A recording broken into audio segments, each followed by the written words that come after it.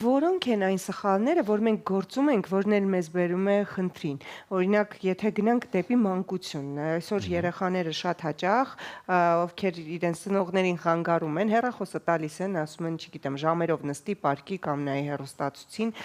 ու այդքան չեն շարժվում, ինչքան մենք մանուկ տարիքում, երբ գնում էինք բակ ու լավ շարժուն էինք, հա, խաղում էինք։ Այ ինչ սխալներ ենք թույլ տալիս մանկությունից սկսած, որ չբերի այդ խնդրին։ Շատ ճիշտ եք, այսօր մեզ դիմում են շատ ծնողներ, որոնց երեխաների մոտ կան խնդիրներ,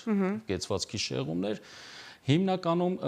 այո, եթե բնածին չի խնդիրները, հիմնականում ձեռքբերովի են լինում։ Այսինքն, երբ որ երկար անցկացնում են հեռախոսի, պլանշետի առջև, եթե ճիշտ նկատառում արեցիք, երբ որ մենք փոքր ենք, մենք ավելի շատ խաղային եւ ֆիզիկական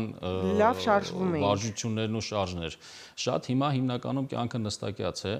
Նաև սկսենք դպրոցներից պետք է շատացնել ուղղակի ֆիզկուլտուրայի դասերը, թե մանկապարտեզներում, թե դպրոցներում պետք է ուշադրություն դարձնել այդ ամենին։ Եվ նաև գոյություն ունի տեքստային պարանոց, այդպիսի հասկացողություն, այսօր շատ ավելի երիտասարդացել է դա, այսինքն տեքստային պարանոց, անդադ կարդում են գլուխներս ներքև,